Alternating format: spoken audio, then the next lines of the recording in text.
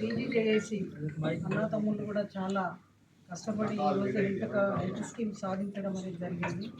ప్రభుత్వానికి, ముఖ్యమంత్రి గారికి పాల్గొన్న ప్రతి ఒక్క ఆఫీసర్స్ కూడా మా అసోసియేషన్ తరఫున ప్రత్యేకంగా ధన్యవాదాలు అర్పిస్తూ, నిజంగా హెల్త్ కార్డు ఇవ్వడం అనేది పెన్షన్స్ మాత్రం చాలా కాపాడుతుంది. ఎంతోమంది ప్రాణాలు వదిలేరు. ఇప్పటికైనా మా ప్రాణాలు కాపాడినందుకు ముఖ్యమంత్రి గారికి, మా మహిళలందరి తరఫున తల్లులుగా వారికి మా దీవెనలు ఎప్పుడూ ఉంటాయి. ఎటువంటి కార్యక్రమంలో అయినా ప్రభుత్వాన్ని తీసుకెళ్తూ మా వంతు కృషి మేము కూడా ప్రభుత్వానికి చేస్తామని చెప్తూ, ఈ టీజేఎస్కి మాత్రం ముఖ్యంగా మా అసోసియేషన్ తరఫున ధన్యవాదాలు చెప్తున్నాను.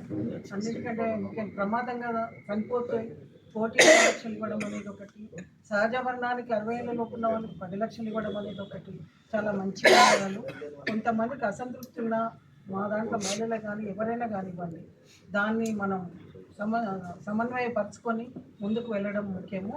ఇది హెల్త్ స్కీమ్ ఇవ్వడమే కాదు, దీన్ని సక్రమంగా నడిపించే దారిలో కూడా మన టీజీజేఎస్ ఎప్పటికప్పుడు ఉండాలని కోరుకుంటూ, ఎందుకంటే హాస్పిటల్స్లో కూడా ఎన్నో ఇంతకుముందు అవకతవకలు జరిగాయి.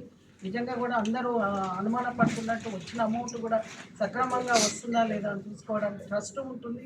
దాంతోపాటు ట్రస్ట్లోనే ఉన్నవాళ్ళు కాకుండా అది కూడా ఎప్పటికప్పుడు సమీక్ష చేస్తూ ఉండాలని టీజేఏసీ వాళ్ళందరినీ కూడా కోరుకుంటున్నాను. నాకు ఈ అవకాశం ఇచ్చిన అందరికీ కూడా ధన్యవాదాలు. ఎలక్ట్రానిక్ మీడియా, ప్రింట్ మీడియా మీ ద్వారా మా ఆదేశాలు వెళ్ళడం అనేది చాలా ఉద్యోగుల ఐక్యత, ఉద్యోగుల ఐక్యత, ఉద్యోగుల ఐక్యత, ఉద్యోగుల పెన్షన్ ఐక్యత, ఉద్యోగ పెన్షన్ ఐక్యత, ఉద్యోగ పెన్షన్ ఐక్యత జరిగింది. దానివల్ల మేమందరం కూడా టీజీఏసీ తరఫున కానివ్వండి, మా మహిళా పెన్షన్స్ అందరి తరఫున కూడా హర్షం వ్యక్తం చేస్తున్నాము. తల్లులుగా మా దీవెనలు ఎప్పుడు ప్రభుత్వానికి ఉంటాయి. ముఖ్యమంత్రి గారు మా కొడుకు లాంటి వాళ్ళు, ఇటువంటి ఆలోచన రావడము, ఇంత లేట్ అయినా ఇంత మంచి అవకాశాలు ఇవ్వడం మాకు పెన్షనర్స్గా మేమందరం హర్షించదగ్గ విషయము. ప్రతి పెన్షనర్ కూడా ఎంతో బాధలో ఉన్నారు, అనారోగ్యంతో బాధపడితే ఎంతోమంది ప్రాణాలు వదిలారు ఇప్పటి వరకు.